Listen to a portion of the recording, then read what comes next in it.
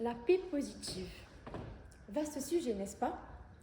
Pour tout vous dire, le sujet ne m'a pas tout de suite inspirée.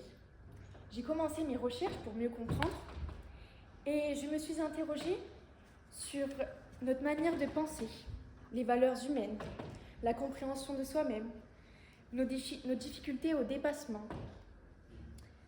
Et suite aux résultats, j'ai réfléchi. J'ai pensé à quel point tout cela était éloigné de ce que je connais. Mais surtout, je me demande si j'ai un rôle à jouer dans cette recherche d'un monde en paix. Lamartine a dit « On admire le monde à travers ce que l'on aime ». N'est-ce pas tentant de le croire? Et si, finalement, l'amour de soi était le meilleur remède face au monde qui nous entoure? Vous le pensez si fort, je vous entends dire que si c'était si simple, on vivrait déjà dans le meilleur des mondes. Bien sûr, vous avez raison. Je ne prétends pas que nous avons des pouvoirs magiques. Mais admettez que, confrontés aux obstacles de la vie, il est plus facile de se dire que nous n'avons tout simplement pas de chance, que la vie est injuste. C'est vrai, non? Avouez que c'est difficile de se remettre en question, d'observer notre incapacité à agir. C'est pourquoi je pense qu'il est parfois difficile de croire en soi. Alors vous me direz pourquoi? Pourquoi vivre n'est pas simple?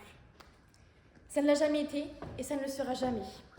Personne ne viendra vous dire « Je comprends, je vais résoudre tous vos problèmes ». En réalité, c'est à chacun de compter sur lui-même, car vous êtes la seule personne qui sera là pour vous éternellement. Mais alors c'est ça, vivre? Sous calmant pour pouvoir accepter, sous excitant pour pouvoir avancer? Regardez autour de vous les manifestations, la pauvreté, le réchauffement climatique, les crises économiques. Savez-vous encore ce que c'est d'être heureux, d'être épanoui? Faites-vous partie de ceux qui attendent le week-end et puis qui disent « vivement la retraite ». J'espère que non, car soyez sûrs, vous n'êtes pas seuls dans cette tourmente. Nous sommes tous confrontés aux vicissitudes de l'humanité. Moi, je le connais, ce regard méprisant, ce regard d'une société tout entière qui pense que la voie technologique est réservée à ceux qui n'ont pas la capacité de réussir dans une filière générale. Mais vous savez quoi? Le pire, c'est que je l'ai choisi. Oui, moi, STMG. Pour moi, une filière délibérée. Même si je sais que ce n'est pas si simple. Face à l'impuissance, la culpabilité, le manque de confiance sûrement. C'est bien souvent la colère qui prend le dessus. Inévitable, incontrôlable quand elle prend le dessus. Et pourtant si familière.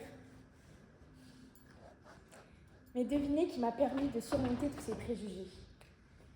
C'est ma grand-mère, mon rayon de soleil, qui a toujours su trouver les bons mots pour me rassurer.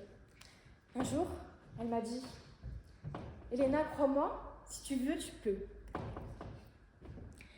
Aujourd'hui, cette phrase résonne en moi comme un écho à chaque fois que je perds pied. J'ai compris que pour y arriver, je devais le vouloir. Je devais me donner les moyens de réussir, travailler plus, quelle que soit la charge de travail. Et puis, c'est mal me connaître de croire que je vais abandonner aussi facilement. Car oui, s'il le faut, je tomberai 7 fois. Mais je me relèverai 8 fois. C'est pourquoi le plus important, c'est de croire en ses objectifs. C'est d'être déterminé pour parvenir à ses fins. Pour atteindre le degré ultime de satisfaction.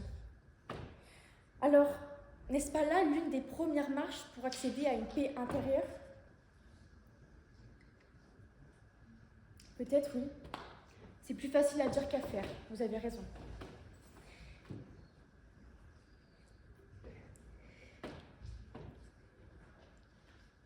Mais sachez que ce n'est pas l'événement qui vous fait souffrir, mais bien les pensées et les émotions qui en découlent.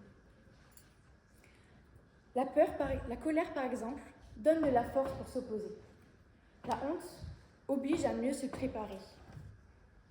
Et la peur, elle, permet d'apprendre à lutter. Alors cessez. Cessez de les nier.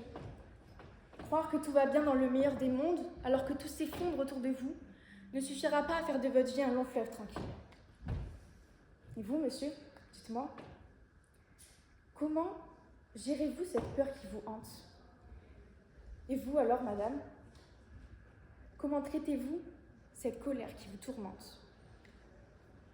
Le ressenti est vécu personnellement. Les plus fragiles la traversent, certains parviennent à l'accepter, les plus confiants la contrôlent et font d'elle une force, aussi déstabilisante que douloureuse soit-elle d'ailleurs. Maintenant, j'ai envie de croire à ce que l'on dit. Après la pluie, vient le beau temps. Après toute situation difficile, la suivante sera toujours plus simple. J'ai envie de vous convaincre que votre vie commence quand vous vous rendez compte que vous n'en avez qu'une. J'ai envie de vous faire croire en l'espoir qu'un jour, la paix vous accordera une paix qui vous est destinée. La vie vous accordera une paix qui vous est destinée.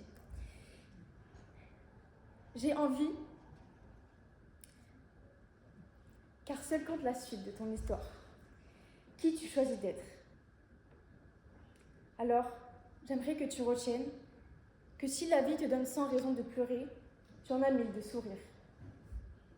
Car oui, le chemin est rude, mais crois-moi, survivre au pire et être capable de rebondir est bien plus gratifiant socialement que d'être benoîtement heureux.